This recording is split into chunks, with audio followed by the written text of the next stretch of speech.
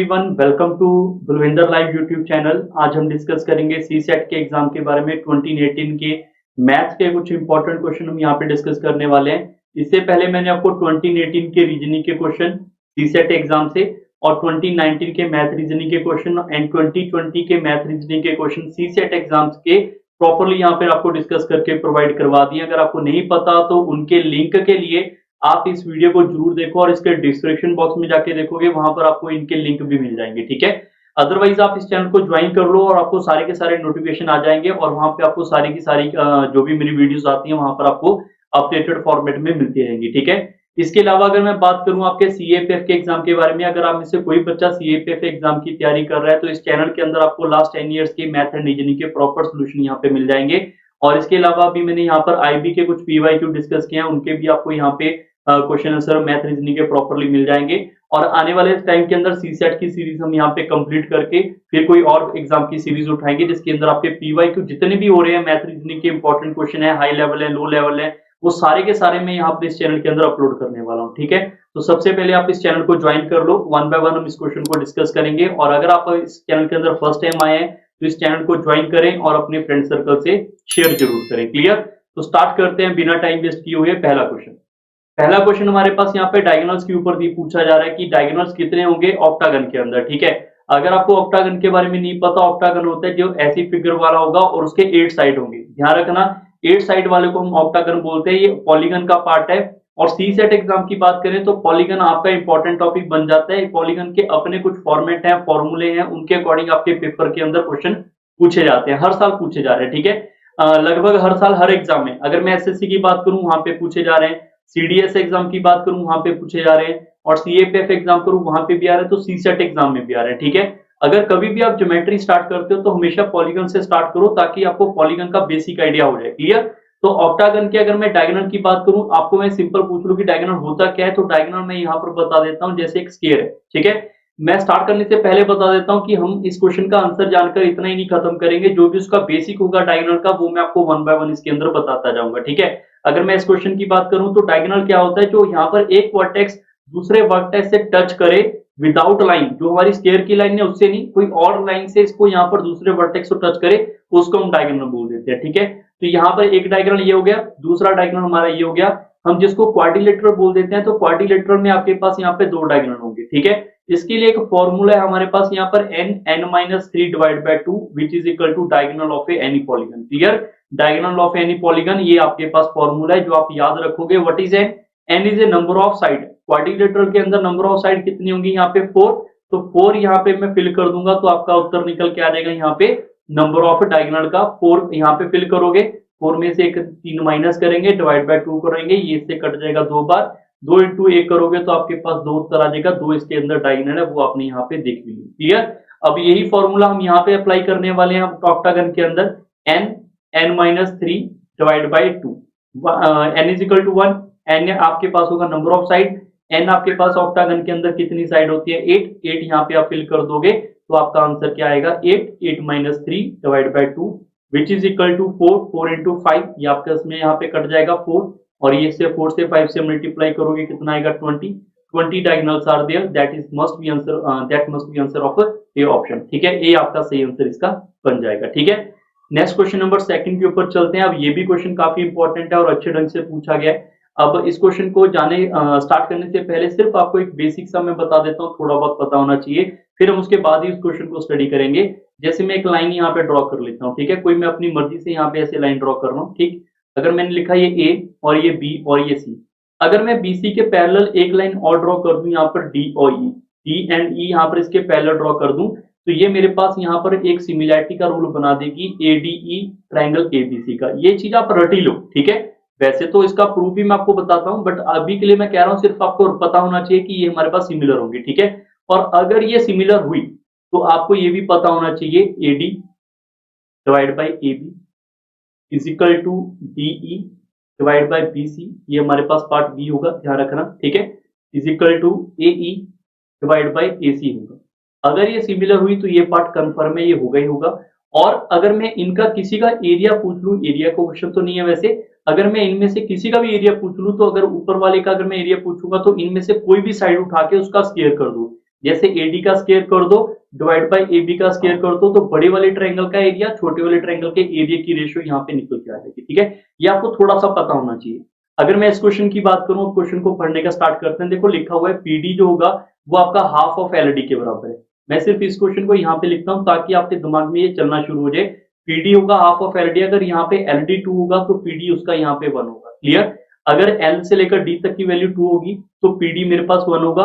अब यहाँ पे सारे बच्चे ध्यान से देखो, अगर मैं ट्रायंगल PDA की बात करूं तो ये हमारी सिमिलर होगी ट्रायंगल PLO के बराबर। PLO और या PDK हमारे पास सिमिलर होंगी। अगर ये हमारे पास 1:2 में है तो बाकी सारी चीजें आपके पास 1:2 में ही आएगी। आप इस बात से ध्यान रखें। ठीक है, अगर मैं P से लेकर K तक की बात करूंगा तो वो 1 होगी, और P से लेकर यहाँ पर O तक की बात करेंगे वो 3 होगा। क्यों? क्योंकि P से लेकर L तक अगर 3 है तो P से लेकर O तक भी 3 होगा। अगर यहाँ पर ये 1 है तो K से लेकर O तक मेरा 2 बचेगा। क्लियर? ऐसे ही अगर यहाँ पर P से L तक मेरे पास 3 है तो O से लेकर L तक भी मेरे पास यहाँ पे 3 ही होगा। क्लियर? अब यहाँ पर अगर हमारे पास D से L हमारे पास 2 है तो O से लेकर C तक भी हमारा 2 होगा, और O से लेकर L तक अगर 3 है तो D से लेकर C तक भी हमारा यहाँ से लेकर यहाँ तक ये 3 ही रहने वाला है। ठीक है, अब आपको इतना सा पता होना जरूरी है। क्लियर? अब सारे बच्चे इस क्वेश्चन को समझे। जो व्हीकल ए है उसका उसने पूछा हुआ है कि डिस्टेंस का रेशियो बताना है आपने with respect to vehicle B. अगर आप इतना सा समझ पाते हैं कि यार यहाँ पर अगर आपको सिंपली पूछ लिया जाए कि डिस्टेंस का फॉर्मूला बताओ, तो डिस्टेंस आप हर एक बच्चे को पता होगा। डिस्टेंस होता है हमारे पास यहाँ पे जो भी हमारे पास स्पीड होगा, अगर मैं उसको यहाँ पे टाइम से मल्टीप्लाई कर दूं तो डिस्टेंस निकल के आ जाएगा। क्लियर?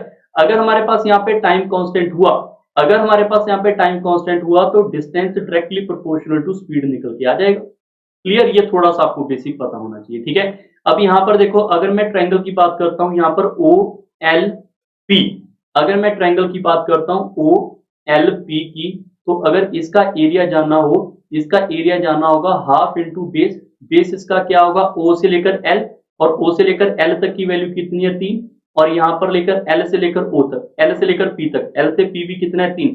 तो OLP का जो एरिया होगा वो 9/2 आ जाएगा। ऐसे ही अगर मैं आपसे पूछ लूं ट्रायंगल स्क्वायर की, रेक्टेंगल की बात कर लेते हैं। रेक्टेंगल हमारे पास है यहाँ पर OLDC, एक बार चेक करो कहाँ कहाँ पे है। O यहाँ पे है, L यहाँ पे है, D यहाँ पे है और C यहाँ पे है।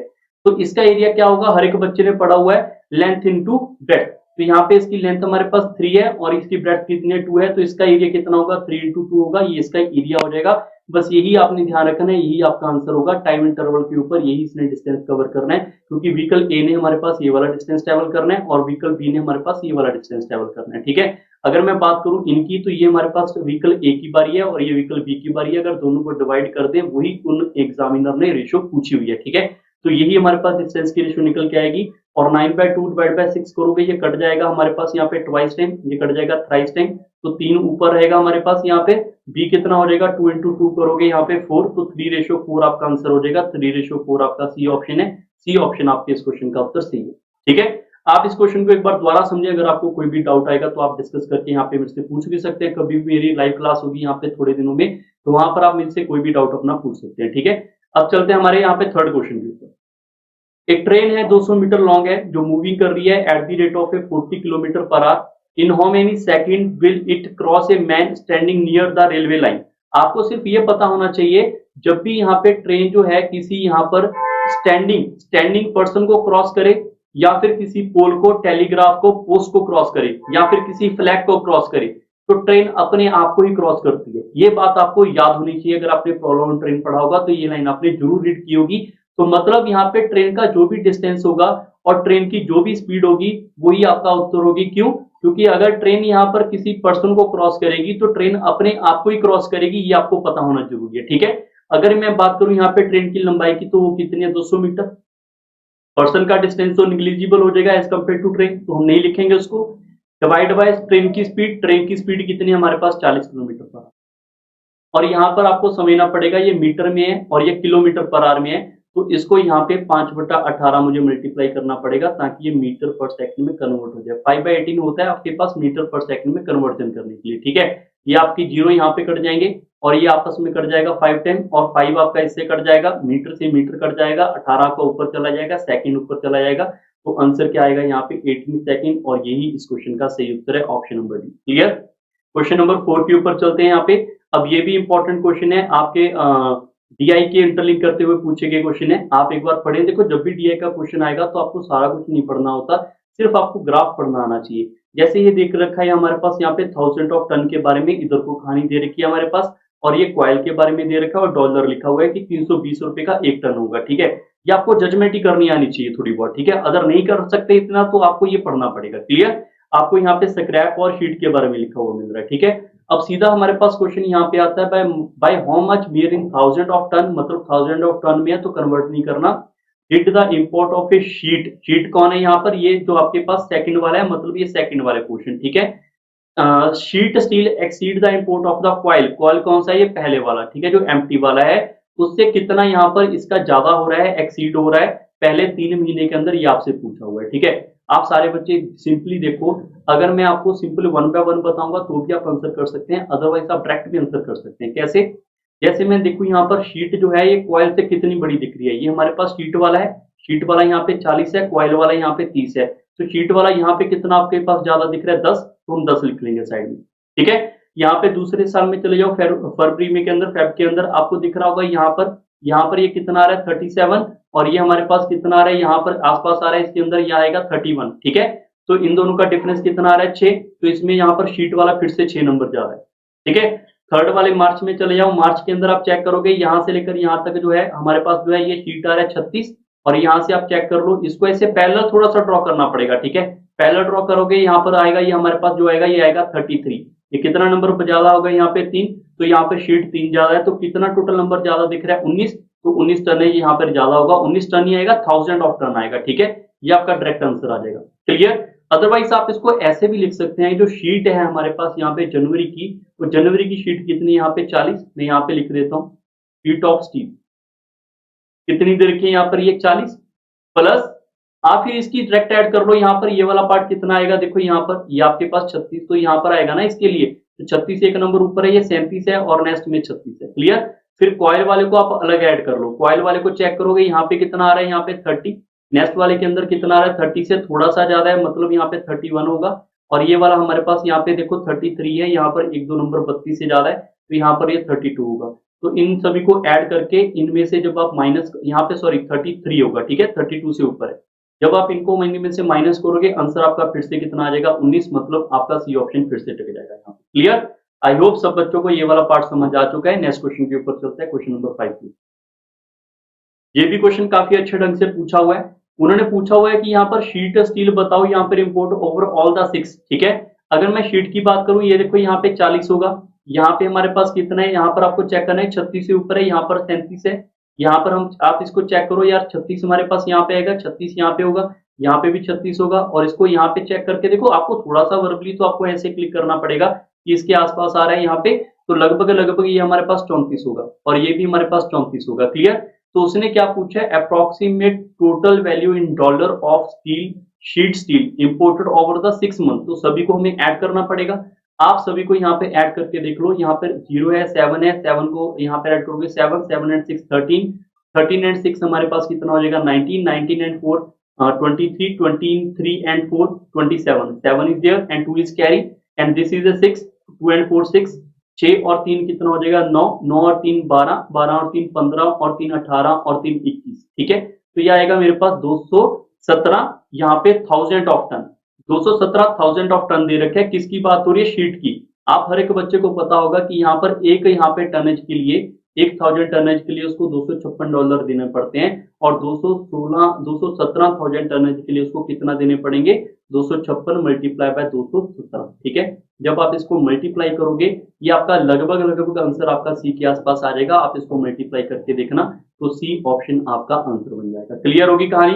क्वेश्चन नंबर 6 के ऊपर चलते हैं। एक और, ये भी एक अच्छा क्वेश्चन है, अप्रोक्सीमेट रेशियो पूछा गया sheet steel and scrap steel.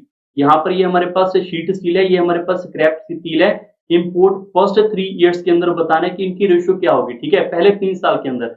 यार आपने अभी अभी यहाँ पे काउंट किया था, ये हमारे पास 36 होगा, ये 37 होगा, ये तो हमारे पास कितना होगा 40 होगा, ये 37 होगा, और ये हमारे पास 36 होगा, इतना ही था हमारे पास ये, ठीक है। जब आप इन सभी को तीनों को ऐड करोगे, ये निकल के आ रहा है 113, चेक कर लो 113 आ रहा है, और ये हमारे पास शीट वाले तो हो गए रेशो। अब मैंने चेक करने स्क्रैप वाले, स्क्रैप वाले यहाँ पे चेक कर लो, ये कितना आ रहा है 32, यहाँ पर चेक कर लोगे ये कितना आ रहा है 34, और ये वाला कितना आ रहा है मेरे पास फिर से यहाँ पे 32, 32 34 32 कितना आ जाएगा 98 आ रहा है, तो यहाँ पे 98।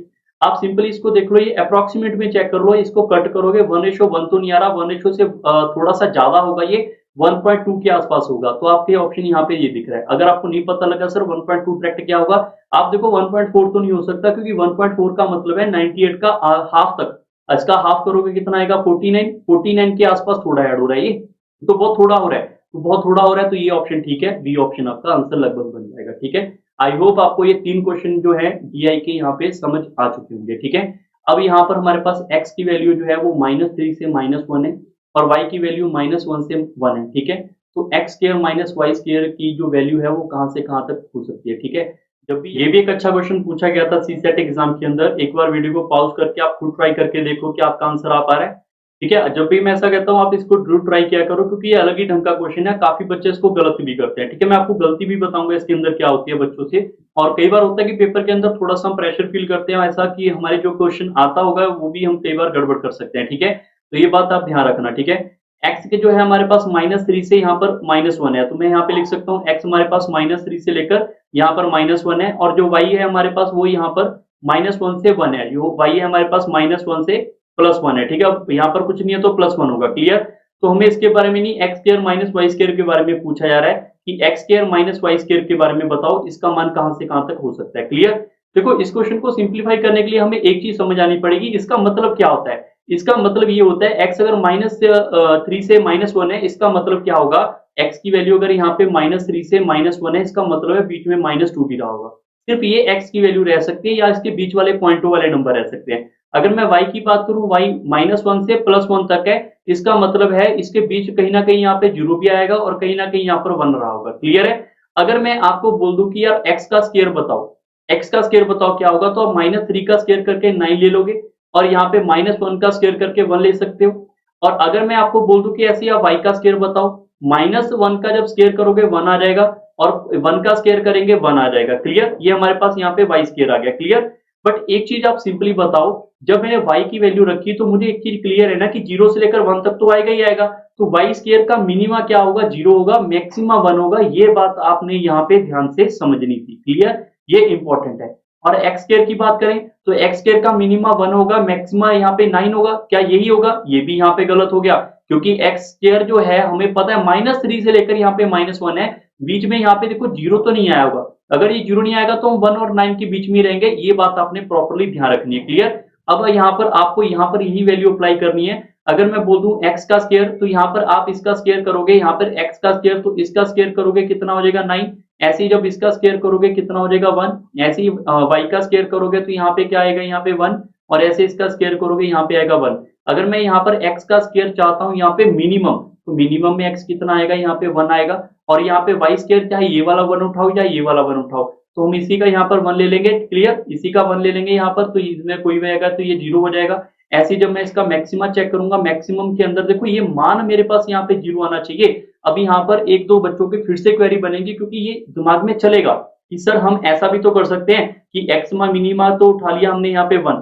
और यहाँ पे y का आपने बताया था सर y का स्क्वायर जो होगा उसका मिनिमा 0 होगा, तो अगर मैं यहाँ पे 0 रख दूं तो ये उत्तर इसका 1 भी तो आ सकता है। बिल्कुल सही है, इसका उत्तर 1 आ सकता है, मतलब x square minus y square जो है वो हमारे पास यहाँ पे 0 भी आ सकता है, वो हमारे पास यहाँ पे 1 भी आ सकता है। क्लियर है, इसमें डाउट नहीं है कि यहाँ पे 1 नहीं आ सकता, 1 भी आ सकता है। क्लियर, आगे अगर मैं 9 वाला फॉर्मेट देखूंगा कि अगर मैं मैक्सिमा निकालूंगा तो x का स्क्वायर में यहाँ पर क्या फिल कर सकता हूँ, x का स्क्वायर में यहाँ पे 9 फिल करूंगा, और इसका यहाँ पर मिनिमम यहाँ पे 1 फिल कर देता हूँ, 1 फिल करूंगा तो इसका मैक्सिमा 8 आ सकता है। क्लियर, अगर मैं यहाँ पर x स्क्वायर का मैक्सिमा 9 फिल करूंगा और y स्क्वायर का मिनिमम क्या है, 0 भी तो है जो मैंने बताया था, तो अगर मैं इसको 0 फिल करूंगा तो इसका मैक्सिमा 9 भी आ सकता है। तो आप सारे बच्चे बताओ, अगर मैं रेंज की बात करूंगा तो मिनिमा टू मैक्सिमा ही रेंज बताई जाती है, तो इसका उत्तर क्या होगा, 0 to 9 होगा या नहीं होगा, ये आपका उत्तर इसका गलत हो गया। काफी बच्चे 0 to 8 लगा के आ गए और वो गड़बड़ कर गए। ठीक है, ध्यान रखना, आपको समझ आना चाहिए कि इसका उत्तर क्या आएगा, यहाँ पे डी ऑप्शन है। क्वेश्चन नंबर नेक्स्ट के ऊपर चलते हैं, क्वेश्चन नंबर 8 के ऊपर। एक बहुत ही अच्छा क्वेश्चन है, आराम से आप इस क्वेश्चन को समझ सकते हैं। ये क्वेश्चन जो है आपके लिए ये नंबर सिस्टम का पार्ट है, बट अगर आपको नंबर सिस्टम का थोड़ा सा बेसिक भी नहीं आता तो सिर्फ इतना सा समझ लो कि यार नेचुरल नंबर क्या होते हैं। नेचुरल नंबर के अंदर जीरो नहीं आता, ठीक है। नेचुरल नंबर आपके 1 2 3 से शुरू होने वाले हैं, ठीक है। जीरो उसके अंदर नहीं लिया जाएगा। और ऊपर उसने बोला हुआ है कि x y are the natural number other than 1, मतलब एक्स एंड वाई जो है, एक्स हो या फिर वाई हो, दोनों के दोनों नंबर हमारे एक के बराबर नहीं होंगे। एक से बड़े होंगे, जीरो तो ले नहीं सकते हम, ठीक है। तो हम क्या करते हैं, आगे देखो लिखा है y is greater then x। मैं यहाँ पर अपनी मर्जी से x को 2 और y को यहाँ पे 3 लिख लूं, क्योंकि 1 तो ले नहीं सकते। आप 2 एंड 3 लिख सकते हैं। आप अपनी मर्जी से x को यहाँ पे 5 मान सकते हैं और y को यहाँ पे आप 50 लिख सकते हैं, वो आपकी मर्जी है। कोई भी नंबर आप रख सकते हैं, वो आपके ऊपर है, ठीक है। तो उसने पूछा which of the following represent the largest number x into y. If we multiply x into y like 2 into 3, that we can conclude that this is equal to 6. This may be a largest number. Clear? अगर मैं इसको बोलूं यहाँ पर कि यहाँ पे 2/3 करो, अगर मैं x by y करूंगा तो यहाँ पे 2/3 करोगे, ये कितना आएगा, 0.66 आ जाएगा यहाँ पे। और इसको हम यहाँ पे ऐसे भी बोल सकते हैं 0.6 का बार, ठीक है। ये इससे छोटा नंबर हो गया। अगर मैं y पे x करूंगा तो y हमारे पास 3 है, x मेरे पास 2 है, इसको सिंप्लीफाई करेंगे 1.5 आएगा। अगर मैं इसको चेक करूंगा, ये कितना आएगा, देखो 2 + 3 आएगा, x प्लस वाई डिवाइड पे कितना आ जाएगा मेरे पास यहाँ पे 2 into 3, तो ये कितना आ जाएगा 5/6। इसको सिंप्लीफाई करेगा, ये 0 पॉइंट समथिंग ही आएगा, ठीक है। आपके पास सिंपल दिख रहा है कि लार्जेस्ट क्या आएगा, 6 नंबर आएगा, तो यही आपका उत्तर है। आप इसके अंदर ये भी अप्लाई करके देख सकते हैं, उसके अकॉर्डिंग भी ए आंसर ही आएगा, ठीक है। क्वेश्चन नंबर 9 के ऊपर चलते हैं। एक और, a number consist of a 3 digit of which the middle number is 0, मतलब 3 डिजिट नंबर है, लाइक 102 ऐसा हो सकता है, लाइक ऐसा हो सकता है 503, मे बी कोई भी नंबर हो सकता है, डिपेंड करेगा, बट जो मिडल नंबर है वो आपका 0 होना जरूरी है, ठीक है। If the number formed by interchanging का मतलब वो क्या होता है, जैसे 503 है तो इसका रिवर्स क्या हो जाएगा, 305 हो जाएगा, ठीक है। तो इंटरचेंज कर दिया तो first number and last number का जो यहाँ पर है, first number and last number is greater than by 198, मतलब इन दोनों का जो गैप आएगा वो 198 होना चाहिए। मैंने अपनी मर्जी से 305 और ये लिखा है, बट इसके अकॉर्डिंग 198 नहीं आ रहा, तो हमें ये नंबर ढूंढने पड़ेंगे कौन से हैं। और उसने ये भी पूछा है डिफरेंस बताओ पहले और लास्ट डिजिट का। पहला और लास्ट डिजिट कौन सा है, जैसे 5 नंबर है और 3 नंबर है, इन दोनों का डिफरेंस कितना आएगा, 5 और 3 का डिफरेंस आएगा 2, ये आपसे पूछा जा रहा है, ठीक है। मैंने आपको एक ओवरव्यू दिया कि हम ऐसे ऐसे सोचना पड़ सकता है हमें, ठीक है। अब ध्यान रखो, इस क्वेश्चन को करने के लिए आपको ब्रेक करना आना चाहिए, किसको, 3 नंबर डिजिट को। अगर मैं बोलूं 1 2 3, मैंने एक नंबर लिखा 3 डिजिट, ठीक है। इस नंबर को हम अपनी मर्जी से ऐसे लिख सकते हैं 100 + 20 + 23, ठीक है 3। और इसको हम ऐसे लिख सकते हैं यहाँ पे 100 into 1, प्लस इसको लिख सकते हैं 10 into 2, प्लस इसको लिख सकते हैं हम 3 into 1।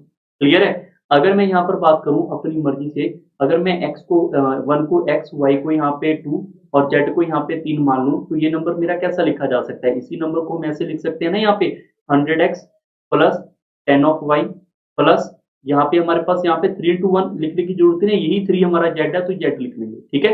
मैंने सिर्फ आपको इसके अंदर ये बताना था कि अगर कभी भी हमने 3 डिजिट नंबर को तोड़ के लिखना होगा तो हम सीधा लिख सकते हैं 100x 10y plus z, this is our 3 number digit. Clear है, ये बात आपको पता होनी चाहिए इस क्वेश्चन को सॉल्व करने में, ठीक है। यहाँ पर बोला हुआ है कि यहाँ पर मिडिल नंबर 0 है, अगर मिडिल नंबर y 0 है तो ये सारे 0 हो जाएगा, तो लिखेंगे बाद में, बट अभी लिखने की हमें कोई जरूरत नहीं पड़ी हुई, ठीक है। अगर मैं यहाँ पर इनको रिवर्स कर दूं, लिखा हुआ है ना इंटरचेंज करना है, इंटरचेंज करने का मतलब है z x की पोजीशन में आएगा, x z की पोजीशन में आएगा, तो ये नंबर क्या हो जाएगा हमारे पास 100 of z plus 10y plus x, reverse हो गया। अगर मैं इन दोनों का यहाँ पे गैप ले लूं तो वो गैप आपका 198 के बराबर होना चाहिए अकॉर्डिंग टू दी क्वेश्चन, ठीक है। अगर मैं सिंप्लीफाई करूंगा, आप सारे बच्चे देखो, ये वाला x है, ये माइनस हो जाएगा, माइनस इसमें से माइनस करोगे तो ये कितना आ जाएगा 99x, और 10y आपका 10y से कट जाएगा, जब इसको सिंप्लीफाई करोगे यहाँ पे आपके पास कितना आ जाएगा माइनस ऑफ 99 z आ जाएगा। क्लियर, इज इक्वल टू 198, ठीक है। इसको सिंप्लीफाई किया मैंने, 99 यहाँ पे कॉमन निकाल लिया, x माइनस जेड कितना आ रहा है यहाँ पे 198 आ रहा है, और इसको मैंने कट कर दिया, ट्वाइस टाइम हो गया, तो x माइनस जेड कितना आ रहा है मेरे पास 2। वैसे आपका आंसर यहीं तक सीमित हो चुका है, क्योंकि उसने पूछा हुआ था difference between the first and last digit, ये हमने डिफरेंस ही तो निकाला है, यहाँ पे 2 आएगा।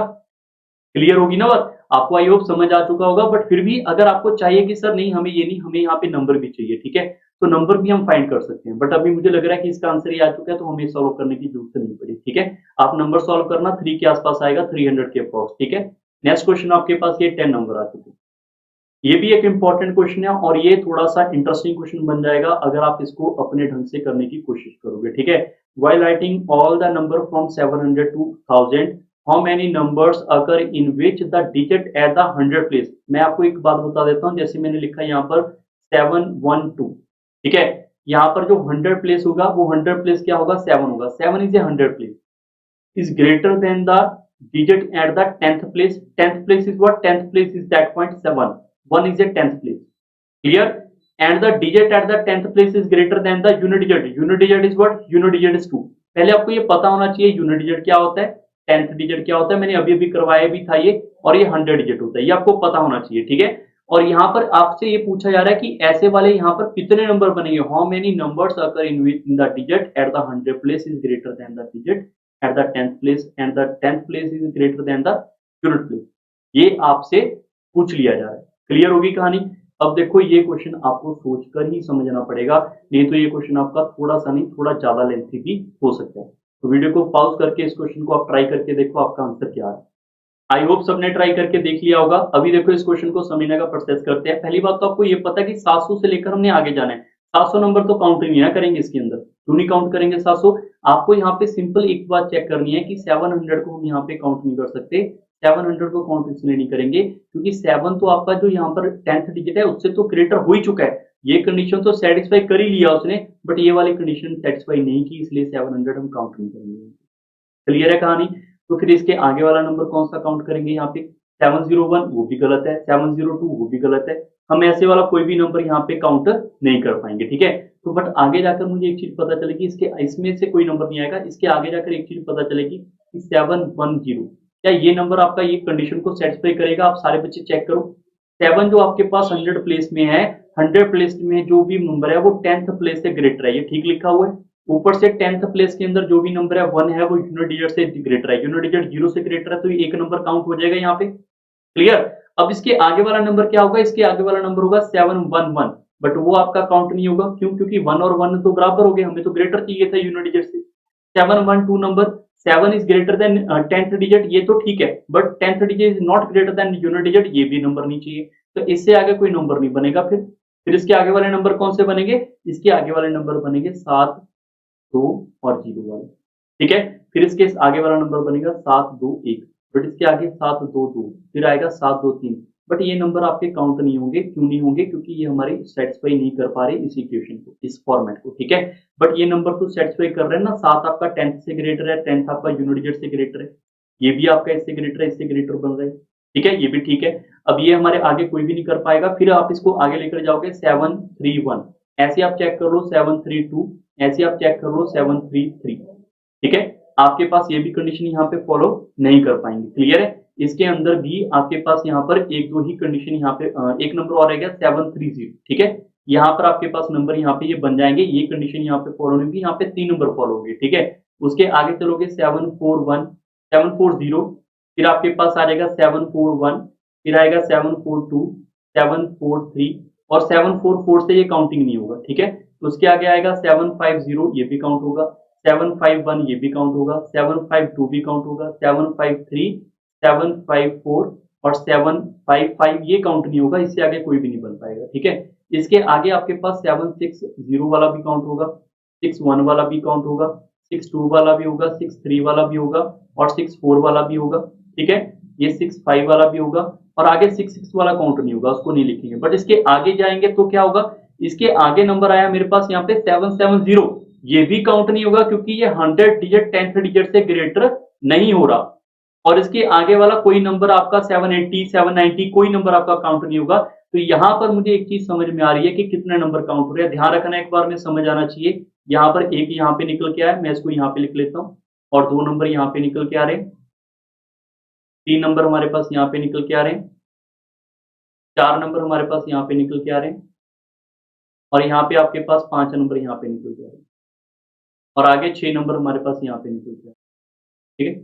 6 नंबर हमारे पास बने, और इनको ऐड करके देखोगे ये हमारे पास कितना आ जाएगा? 10, 5, 21 आ रहा है, ये हमारे पास 21 सेट बन गए। मतलब 700 टू 800 के बीच बीच में मेरे पास कितने सेट बन गए? यहाँ पे 21 बन गए। क्लियर होगी कहानी सब बच्चों को?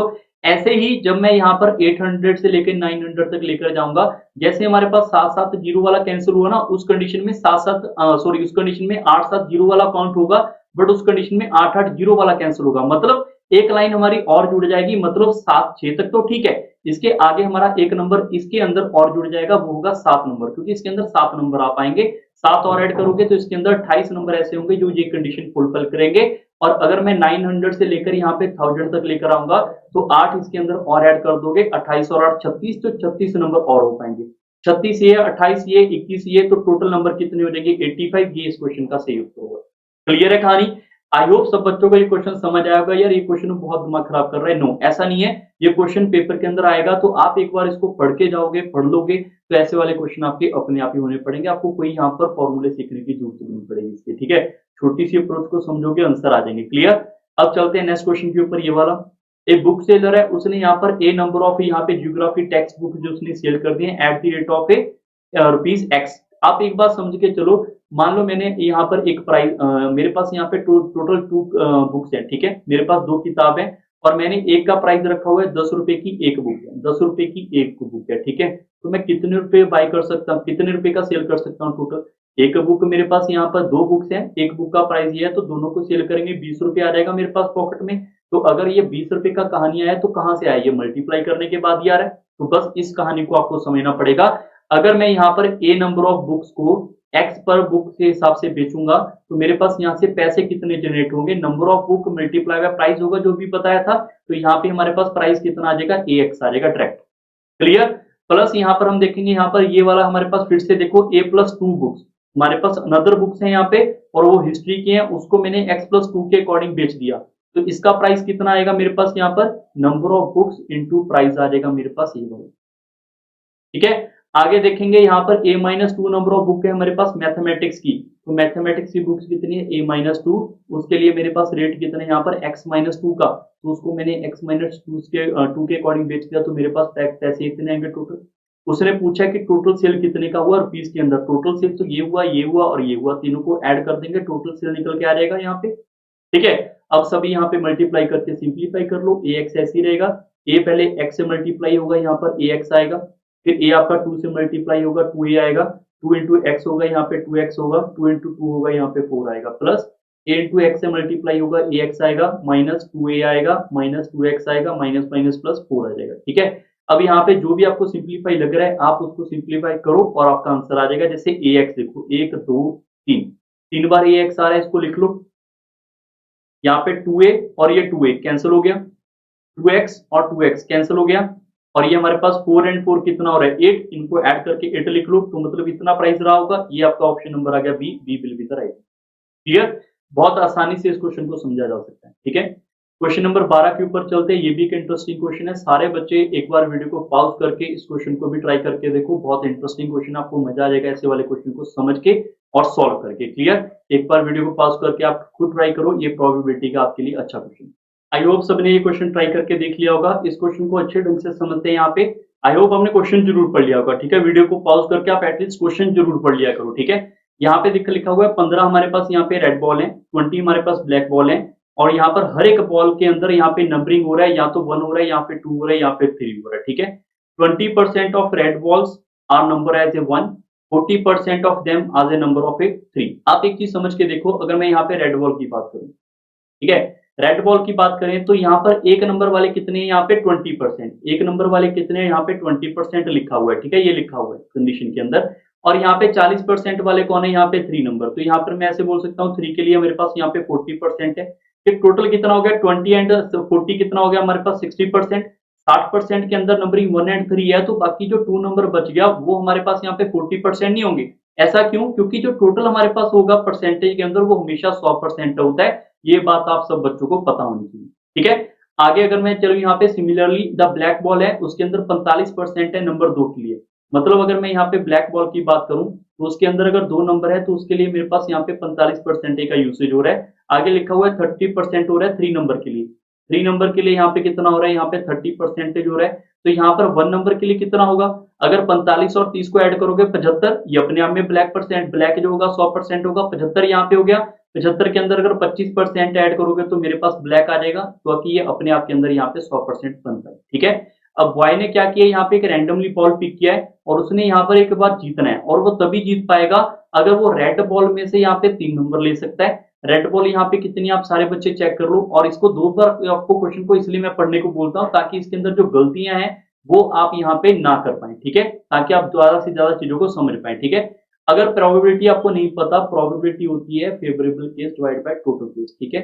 टोटल केस कितने होंगे इसके अंदर, 20 और 15 कितने हो चुके हैं मेरे पास, 35। ऊपर फेवरेबल केस आते रहेंगे जो भी अकॉर्डिंग टू क्वेश्चन आएंगे, ठीक है। मतलब अगर उसने बोल दिया कि अगर उसने जीतना है यहाँ पर तो रेड बॉल के अंदर 3 नंबर चाहिए। पहली बॉल तो रेड बॉल कितनी है, 15। 15 बॉल उसको चाहिए किस में से, 35 में से। 35 कहां से आया, दोनों को ऐड करेंगे 20 और 15 को, तो 35 आ जाएगा, 35। क्लियर है। और यहाँ पर रेड बॉल 3 तभी आ पाएगा, रेड बॉल 3 तभी आएगा जब ये कंडीशन सेटिस्फाई करेगा 40% की, लिखा हुआ है क्वेश्चन वालों ने, तो इसका मुझे यहाँ पे 40% निकालना पड़ेगा। क्लियर है कहानी। और यहां पर आपको मैं बता देता हूं, अगर प्रोबेबिलिटी का काम करेंगे, प्रोबेबिलिटी का क्वेश्चन करेंगे, तो और के लिए हम यहाँ पे प्लस का आइकन यूज करते हैं, एंड के लिए मल्टीप्लाई का आइकन यूज करेंगे। ये बात आप सारे बच्चे ध्यान रखना, ठीक है। और अगर टाइम एंड वर्क होता है तो कुछ और अपोजिट होता है, और के लिए हम कुछ और करते हैं, एंड के लिए वहां पे कुछ और करते हैं, ठीक है। टाइम एंड वर्क के अंदर वहां पे कंसेप्ट और है, यहाँ पे और है, ठीक है। प्रोबेबिलिटी के लिए और के लिए प्लस का आइकन यूज होगा, क्लियर। और आगे लिखा है कि ब्लैक बॉल के अंदर वो तब भी जीत जाएगा अगर उसने ब्लैक बॉल का एक नंबर निकाल दिया, ठीक है। ब्लैक बॉल कितने यहाँ पे 20, मतलब 35 आपके पास टोटल केस है रेड एंड ब्लैक, उसमें से 20 उसने निकाल सकता है, 20 वाला क्या आ जाएगा, ब्लैक। और ब्लैक का नंबर 1 चाहिए, तो नंबर 1 हमारे पास ब्लैक का कितना है यहाँ पे, 25%, ये रहा यहाँ पे, तो इसको हम यहाँ पे 25% से मल्टीप्लाई कर देंगे, और ये हमारे पास ब्लैक का निकल के आ जाएगा यहाँ पे। और यहाँ पे 25% ब्लैक का तो निकल के आएगा, और यहाँ पे लिखा हुआ है 2 भी आना चाहिए, तो 2 का कितना है मेरे पास यहाँ पर, ये रहा 45। 45% भी है तो 25 एंड 45, 25 एंड 45 को दोनों को ऐड करोगे कितना आ जाएगा, 70। तो इसका 70% निकालेंगे, 25 नहीं निकालेंगे, इसका हम यहाँ पे 70% निकालेंगे। क्लियर है कहानी, क्लियर। 0 से 0 कटेगा, और जब आप इसको सिंप्लीफाई करोगे, यहाँ पे 7 7 कट करके इसको सिंप्लीफाई करो, देखो डिनोमिनेटर में 7 आ रहा है, आप इसको सिंप्लीफाई करोगे डिनोमिनेटर में 7 ही रह जाएगा, और आपका आंसर क्या हो जाएगा यहाँ पर, ये बात बी ऑप्शन आएगा। आप इसको सिंप्लीफाई खुद कर लेना, ठीक है। नेक्स्ट क्वेश्चन नंबर के ऊपर चलता है, क्वेश्चन नंबर 13 के ऊपर, ठीक है। 2 पर्सन है हमारे पास, A and B running on a circular track, running on a circular track, clear. B start ahead of A and their position make an angle 30 degree at the centre of the circle. मतलब अगर मैं यहाँ पर एक circle बना देता हूँ, तो जो भी हमारा सेंटर होगा, इसके अंदर जो एंगल बनाएगा इन दोनों के बीच में, यहाँ पर ए होगा, यहाँ पे बी होगा, तो इन दोनों के बीच में 30 डिग्री का एंगल यहाँ पे बनेगा, ठीक है। A reach point to the diametrical opposite, diametrical opposite का मतलब क्या होगा, ए यहाँ पे घूमकर यहाँ पे आ जाएगा, ए यहाँ पे घूम के इसके ऑपोजिट यहाँ पे आ जाएगा, इसको बोलते हैं हम डायमेट्रिकल ऑपोजिट, क्लियर। और यहाँ पे उसने बोल दिया बी के साथ मीटिंग भी कर ली उसने, ठीक है, यहीं पे, मतलब बी उससे आगे था, बी ने जितने टाइम के अंदर यहाँ पर ये वाला 150 डिग्री खत्म किया होगा, ए ने उतने टाइम में यहाँ पर, बी ने जितने टाइम में 150 डिग्री खत्म किया होगा, ए ने उतने टाइम के अंदर 180 डिग्री जो है वो खत्म कर लिया होगा, क्लियर। अगर नहीं पता तो यहाँ पर स्ट्रेट लाइन जो होती है वो हमेशा 180 डिग्री बनाती है, ये आपको पता होना चाहिए। अगर इधर 180 है तो उधर भी 180 होगा, 30 डिग्री तो यहाँ पे था ही, और ये 150 होगा, क्लियर। उसने पूछा हुआ है कि यहाँ पर ये बताओ कि इसका यूनिफॉर्म स्पीड कितना होगा, क्लियर है कहानी। देखो आपको यहाँ पर थोड़ा सा रिलेशन समझ आना आएगा, तभी ये क्वेश्चन आपका जल्दी हो पाएगा, नहीं तो गड़बड़ करेगा। पहली बात तो पहले नंबर ए का है, तो ए को हम आगे लिखेंगे, ठीक है, ए रेशो बी लिखेंगे। पहले ए हमारे पास 180 डिग्री जाएगा, बी हमारे पास 150 डिग्री जाएगा, इसको कट करोगे 30 के टेबल पे, आंसर आ जाएगा 6:5, और यही आपका उत्तर है। बट ये काफी बच्चों के दिमाग में आता है, सर ये हुआ क्यों, ये 30 डिग्री के अकॉर्डिंग, ये हमने यहाँ पे तो एंगल लिया ना, वो भी सेंटर एंगल, हमने तो रेस का बात किया था, और रेस के बाद अकॉर्डिंग स्पीड की रेशो बतानी है, तो ये हमने डायरेक्ट एंगल से हमने स्पीड कैसे बना दी, ठीक है। तो इसके लिए थोड़ा सा बेसिक मैं बता देता हूं। अगर आप यहाँ पर कोई भी पर्सन, ध्यान रखना, अगर आप यहाँ पर, अगर मैं आपको बोल दूं कि चलो ये बताओ, अगर यहाँ पे ये ए पोजीशन था, यहाँ पे बी पोजीशन है, और यहाँ पर ये वाला पोजीशन है, ये हमारे पास 30 डिग्री था, और ये मेरे पास 150 डिग्री, यही था क्वेश्चन। अगर मैं बी को बोलूं यहाँ से लेकर यहाँ तक आ जाए, अगर मैं बी को बोलूं यहाँ से लेकर यहाँ तक आ जाओ, तो बी यहाँ पर बाउंड्री के ऊपर ही भाग के आएगा, बाउंड्री के ऊपर भाग कर आएगा, और बाउंड्री के ऊपर भागने को हम क्या बोल देते हैं, आर्क की लेंथ बोल देते हैं, आर्क की लेंथ बोल देते हैं। और आर्क की लेंथ आपको पता होनी चाहिए, आर्क की लेंथ का फॉर्मूला क्या होता है, theta divide by 360 degree multiply by 2 pi r, clear है कहानी। और थीटा यहाँ पे कितना होगा, 150 डिग्री, मैं इसको लिख लेता हूँ 150 degree divide by 360 degree multiply by 2 pi r. ये क्लियर है? ये डिस्टेंस किसका आ गया यहाँ पे? बी का डिस्टेंस निकल के आ रहा है। ठीक है, ये हमारे पास यहाँ पे निकल के आया डिस्टेंस ऑफ बी। ठीक है, मैं लिख देता हूँ बी का डिस्टेंस ये है। ऐसे जब सिंप्लीफाई करोगे ए का डिस्टेंस यहाँ से पूरा का पूरा निकल के आएगा। तो ए का डिस्टेंस कितना निकल के आएगा? वो तो 180 किलोमीटर जाएगा ना। ए तो ये 30 भी जा रहा है, 150 भी जा रहा है, तो 180 degree divide by 360 degree multiply by 2 pi r ये आ जाएगा। अगर मैं इन दोनों का यहाँ पे रेशियो में बना दूं, अगर दोनों की रेशियो बना दूं तो ये 2 पाई आर कटेगा, क्योंकि रेडियस तो सेम होगा ना सर्कल का। 2 पाई आर तो 2 पाई आर से कट गया, 360 से कट गया। तो मेरे पास ये डिस्टेंस की जो रेशियो है, डिस्टेंस की रेशियो जो है वो 180 डिग्री रेशियो 150 डिग्री आ चुकी है। ये मैंने आपको बता दिया यहाँ पर ए टू बी। क्लियर है? अब ये डिस्टेंस की रेशियो है तो स्पीड क्यों आ गया आंसर? तो आपको इतना सब पता होना चाहिए, मैंने बताया हुआ है आपको कि टाइम अगर यहाँ पे कांस्टेंट होगा, अगर टाइम कांस्टेंट होगा तो आपकी जो स्पीड है वो ही आपकी रेशियो डिस्टेंस की बना लेगा, और जो डिस्टेंस की रेशियो है वो स्पीड की रेशियो बना लेगा। ये चीज मैंने पढ़ाई है। अगर टाइम कांस्टेंट है, distance directly proportional to speed, तो इसको कट करके जो भी रेशियो आएगी वो स्पीड की आपकी बन जाएगी। ठीक है, ये आपने ध्यान रखना है। थोड़ा सा ट्रिकी क्वेश्चन जरूर बनाया गया है, बट आप सीधा भी इसको सॉल्व कर सकते हैं। क्लियर? आई होप सब बच्चों को ये वाला पार्ट समझ आ चुका होगा। क्वेश्चन नंबर 14 के ऊपर। ठीक है, एक स्टूडेंट है, उसको यहाँ पे 40% मार्क्स मिले किसी एग्जाम के अंदर पास होने के लिए, बट उसको 30 मार्क्स मिले और फेल हो गया 30 नंबर से। मतलब अगर उसको 30 मार्क्स मिले और 30 नंबर से फेल हो गया, तो अगर ये 30 नंबर उसको और मिल जाते तो पास हो जाता।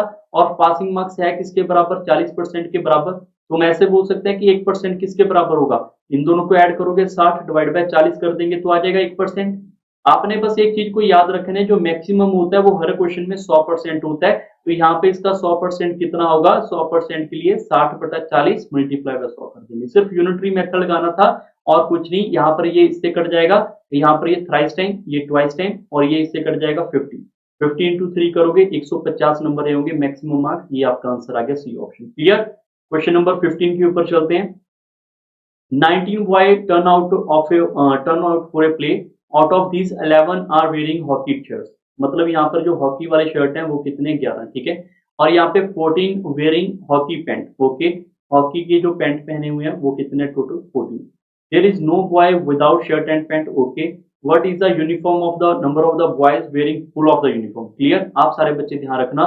इस क्वेश्चन को करने के लिए एक तो फॉर्मूला अप्रोच भी है, दूसरा आप ये सोच सकते हैं कि यार टोटल नंबर ऑफ स्टूडेंट कितने हमारे पास? 19। टोटल नंबर ऑफ पर्सन कितने मेरे पास? यहाँ पे 19। क्लियर? अगर मैं यहाँ पर वेन डायग्राम का हेल्प लूं, वेन डायग्राम का ही फॉर्मूला है यूनियन का, बट हम फॉर्मूले से नहीं हम डायरेक्ट करेंगे। यहाँ पर आपको देखना पड़ेगा शर्ट वाले कितने हैं। हॉकी के शर्ट वाले कितने? टोटल 11। और यहाँ पे हॉकी के पैंट वाले टोटल कितने मेरे पास? 14। मुझे इतना पता है 14 एंड 11 को अगर ऐड करूंगा टोटल नंबर ऑफ पर्सन 25 आ रहे हैं। टोटल नंबर ऑफ पर्सन है कितने? 19। तो मुझे 6 नंबर ऑफ स्टूडेंट को ऐसे यहाँ पे बिठाना ही पड़ेगा ऑटोमेटिकली, जो यहाँ पर शर्ट वाले और पैंट वाले दोनों में आ जाए, और यही इस क्वेश्चन का उत्तर है। क्लियर है? यहाँ पर यही इस क्वेश्चन का उत्तर है, नहीं तो ये यूटिलाइज आपका प्रॉपर नहीं कर पाएगा। ठीक है, 6 यहाँ पर हॉकी शर्ट वाले हैं, तो 11 में से 6 यहाँ पे है, तो 5 वाले सिर्फ ओनली शर्ट वाले हो जाएंगे, ओनली शर्ट। ठीक है, पैंट वाले टोटल यहाँ पे 14 है, उसमें से 6 यहाँ पे है, तो 8 हमारे पास ओनली पैंट वाले हो जाएंगे। और सभी बच्चे इसको ऐड करके देखो, आपका नंबर 19 भी आ रहा होगा। ठीक है, तो इट मीन हमारा क्वेश्चन पूरा सेटिस्फाई कर रहा है। क्लियर? क्वेश्चन नंबर 16 के ऊपर चलते हैं। यहाँ पे a shopkeeper sell an article at ₹40 and get X% profit. However, when he sell it at ₹20, he face same percentage of loss. Clear? What is the original cost of the article? Clear है? जब भी आपके पास ऐसा question आए, जब भी आपके पास ये क्वेश्चन आए, आपको सिर्फ एक बात का ध्यान रखना है, अगर सेम परसेंटेज का लॉस और सेम परसेंट का प्रॉफिट हो तो दोनों नंबर को ऐड करो, डिवाइड बाय 2 कर दो। ये इस क्वेश्चन का उत्तर हो जाएगा। ये डायरेक्ट आपका सीपी निकल के आ जाएगा, ये आपका। ठीक है, अगर आपको नहीं समझ आया तो आपको बेसिक से करना है, तो बेसिक भी हम सीखेंगे इसका प्रॉपर्ली। सिर्फ एक कंडीशन आपको थोड़ी बहुत यहाँ पे पता होनी चाहिए। ठीक है, मैं मान लेता हूं कि यहाँ पर सीपी जो भी रहा होगा, मैं मान लेता हूँ यहाँ पे सीपी जो भी रहा होगा वो एक्स रहा होगा, इतना हम अज्यूम कर सकते हैं। अगर उसने आर्टिकल को सेल किया किसी प्रॉफिट के ऊपर, तो मुझे इतना पता है कि प्रॉफिट तभी होगा अगर सीपी के अंदर कुछ ना कुछ मैं प्रॉफिट ऐड करूं। कोई भी नंबर हो सकता है, प्रॉफिट ऐड करने पे मेरे पास यहाँ पर, मैं इसको सीपी लिख लेता हूं ताकि आपको क्लियर हो जाए। यहाँ पे ध्यान रखना, मैं सीपी लिख लेता हूं। ठीक है, सीपी के अंदर यहाँ पर प्रॉफिट वाले पॉइंट को, प्रॉफिट को मैं एक्स लिख लेता हूं। प्रॉफिट परसेंट मतलब प्रॉफिट यहाँ पे, ठीक है, एक्स लिख लेते हैं। जितना भी ये प्रॉफिट होगा उसको ऐड करने पे क्या निकल के आएगा मेरे पास, एसपी निकल के आएगा। एसपी कितना है, 40, ये गिवन है हमारे पास। और अगर मैं सीपी में से वो लॉस को, जितना मेरा प्रॉफिट हुआ उतना ही लॉस हो गया, अगर उसको माइनस कर दूंगा तो मेरे पास यहाँ पे फिर से एसपी निकल के आ जाएगा। ठीक है, करने के लिए तो आप सिंपल, यहाँ पर उसने क्या पूछा हुआ है, उसने पूछा है सीपी बताओ कितना है, तो दोनों नंबर को सिर्फ ऐड कर दो। ये एक्स और एक्स तो कट गया, यहाँ पे ट्वाइस ऑफ सीपी किसके बराबर आएगा, 40 प्लस 20 आ जाएगा, और सीपी किसके बराबर आ जाएगा यहाँ पे 30। ये आपका आंसर है। क्लियर हो गया? आई होप सब बच्चों को ये क्वेश्चन क्लियर है। ठीक है, क्वेश्चन नंबर नेक्स्ट के ऊपर चलते हैं, 17 के ऊपर। There are 24 equally spaced point lying on a circumference of a circle. ठीक है, okay. What is the maximum number of a equilateral triangle that can be drawn by taking set of 3 point as the vertex? आप सारे बच्चे देखो, उसने बोला है maximum, तो मैक्सिमम आपको ध्यान आना चाहिए, मैक्सिमम वाला उत्तर होने के चांस बन सकते हैं। बट फिर भी आप इसको सोच सकते हैं कि यहाँ पर एक ट्राइंगल बनाने के लिए, मुझे यहाँ पे 3 पॉइंट चाहिए, 3 पॉइंट चाहिए, तब मेरे पास यहाँ पर एक ट्राइंगल कन्फर्म है बनेगी। तो अगर यहाँ पे 24 पॉइंट होंगे, तो यहाँ पे अगर 24 पॉइंट होंगे तो मेरे कितने ट्रायंगल बन सकते हैं, ये मेरे पास मल्टीपल 8 आ रहा है, तो इधर भी मल्टीपल 8 कर लूं तो ये मेरे पास 8 ट्रायंगल बना लेगा। ये आपका सही उत्तर है, बिल्कुल सही उत्तर बनता है। क्लियर है कहानी? आई होप सब बच्चों को ये वाला पॉइंट भी समझ आ चुका हो। नेक्स्ट क्वेश्चन के ऊपर चलते हैं, क्वेश्चन नंबर 18 के ऊपर। 12 equally square are placed to fit in a rectangle of a diagonal 5 centimetre. There are 3 row containing 4 square.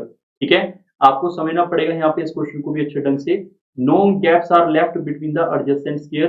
What is the area of each sphere? ठीक है, देखो सिंपल आप समझ के चलो। Twelve equal square are place to fit in a rectangle. Rectangle की बात कर लेते हैं यहाँ पे, ऐसे रेक्टेंगल होगा हमारे पास। ठीक है, और उनके डायगोनल कितने यहाँ पे 5 सेंटीमीटर का। ओके, 5 सेंटीमीटर को हम यहाँ पे लगा लेते हैं। ये मेरे पास अगर यहाँ पे डायगोनल होगा 5 सेंटीमीटर का, ये हमारे पास क्लियर हो गया। आप सभी बच्चों को इतना तो क्लियर ही होगा ना कि अगर ये मेरे पास यहाँ पे 5 सेंटीमीटर है, ध्यान रखना सारे बच्चे, अगर ये मेरे पास 5 सेंटीमीटर है तो मैं ऐसा बोल सकता हूँ, यहां से लेकर यहां तक की लेंथ निकालना, यहां से लेकर यहां तक की लेंथ निकालना, एक अप्रोक्सीमेट में हम निकालने की कोशिश कर सकते हैं, क्योंकि 3 4 5 की ट्रिपलेट तो बहुत फेमस है।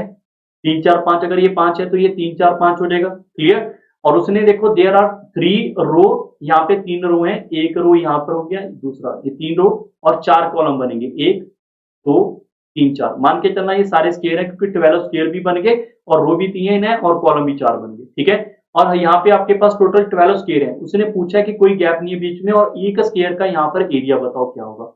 एक स्क्वायर का आपसे एरिया पूछ लिया है। आप सभी बच्चे बताओ, मैं आपसे वैसे ही बोल रहा हूँ कि यहाँ पर रेक्टेंगल का एरिया क्या होगा। रेक्टेंगल का एरिया क्या होगा, 3 into 4 होगा, तो यहाँ पर 12 नहीं हो जाएगा इसका एरिया। टोटल अगर मैं बात करूँ, ये पूरी बड़ी रेक्टेंगल का एरिया 12 होगा। 12 को 12 बराबर हिस्से के अंदर हमने डिवाइड करना है, 12 को 12 हिस्सों में डिवाइड करना है, तो एक स्क्वायर का एरिया 1 सेंटीमीटर स्क्वायर होगा। ये आपका आंसर आ गया, सी ऑप्शन, ये आपका उत्तर बन गया।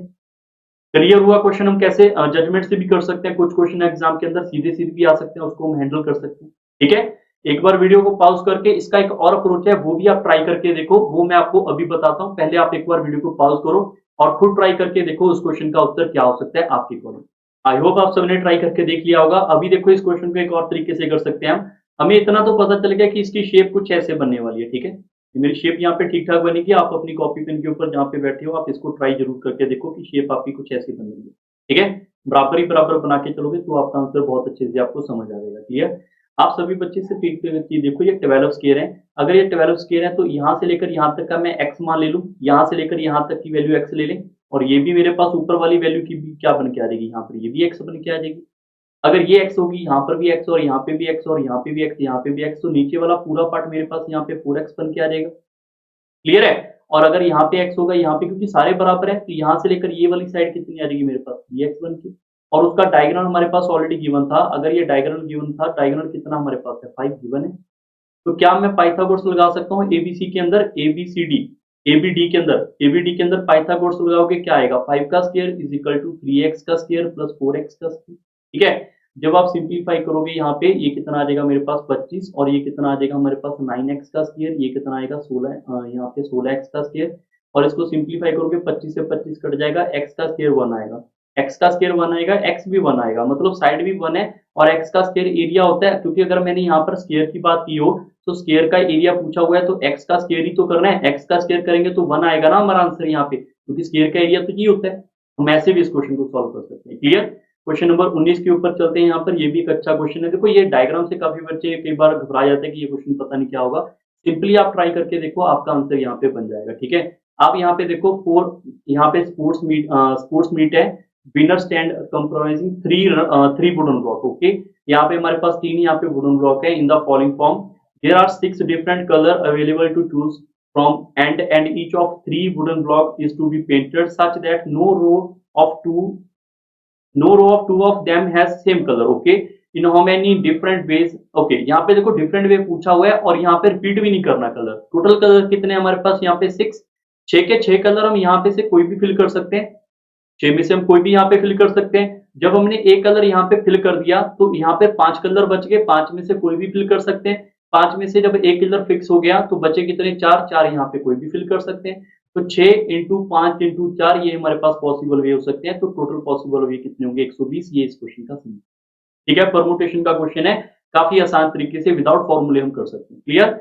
नेक्स्ट क्वेश्चन हमारे पास ये रहा, ये भी एक अच्छा क्वेश्चन है, इसको भी आप ट्राई करके देख सकते हैं। 18 अडल्ट हमारे पास गिवन है। 18 अडल्ट को या फिर 30 चिल्ड्रन को यहाँ पर हम लिफ्ट के अंदर याम का मतलब और लिखा है, यहाँ पे प्लस का आइकन नहीं यूज करेंगे क्योंकि मैंने बताया था ये चेन रूल है। चेन रूल के अंदर हम प्लस का आइकन और से नहीं लेते, प्रोबेबिलिटी में लेते हैं। ठीक है, तो यहाँ पे 18 अडल्ट आ सकते हैं लिफ्ट के अंदर, या फिर हमारे पास यहाँ पर 30 चिल्ड्रन आ सकते हैं। मतलब ये दोनों बराबर कैपेसिटी के होंगे। अगर इसको 6 के टेबल पे कैंसिल करोगे या तो 3 अडल्ट आएंगे या फिर 5 चिल्ड्रन आ सकते हैं।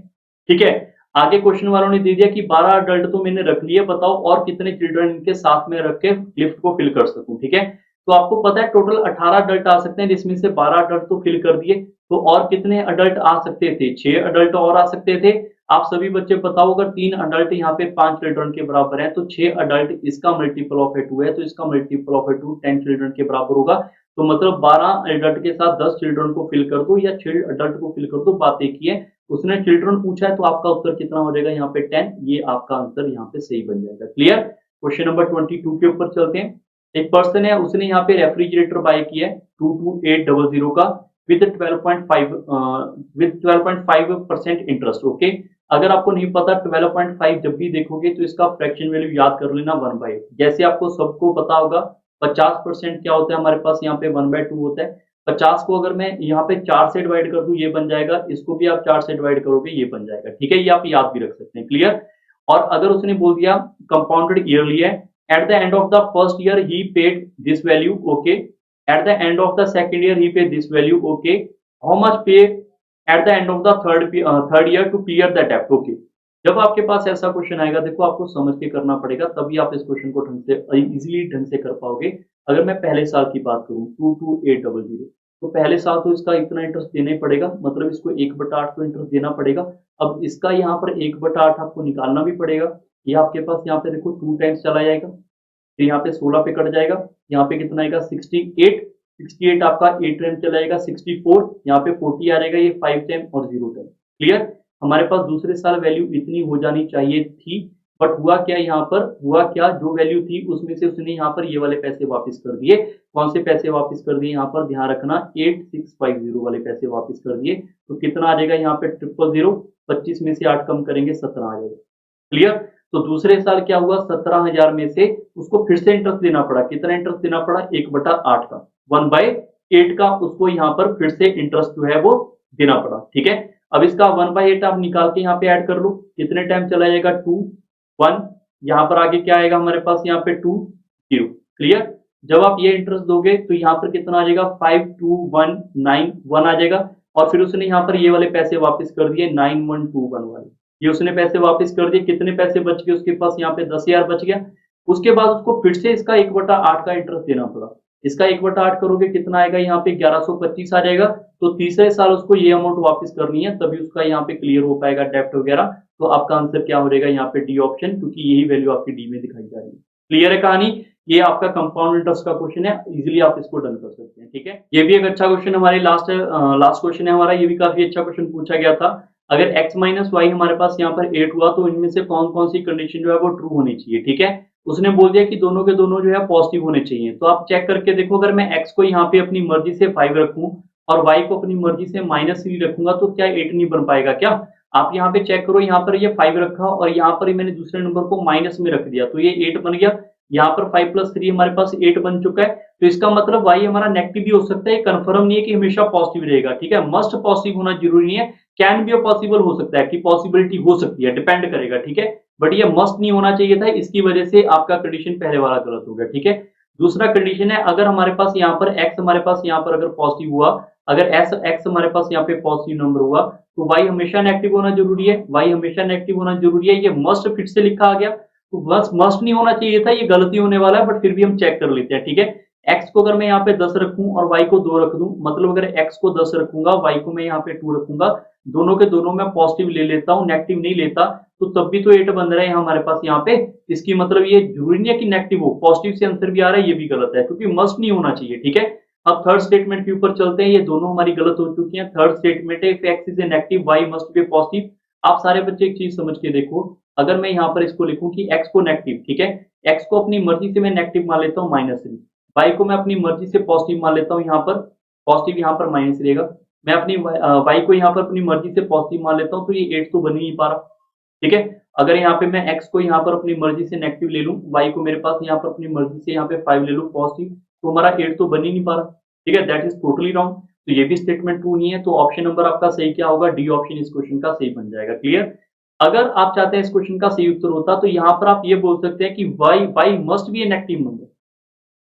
अगर आप इसका आंसर चाहते हैं कि थर्ड स्टेटमेंट ट्रू होती है, x अगर नेगेटिव है तो y भी आपका नेगेटिव होगा, ये सही है। क्यों सही हुआ आप चेक कर सकते हैं यहाँ पे, x minus y is equal to 8 है।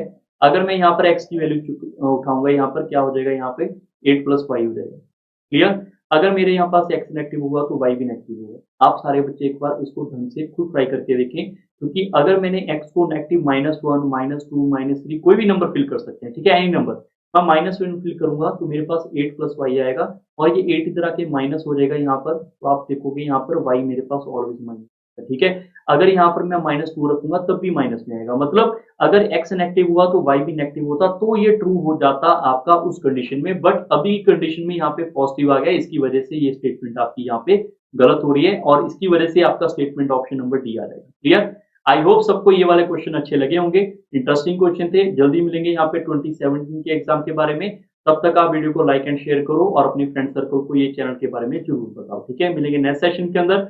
Bye bye, take care.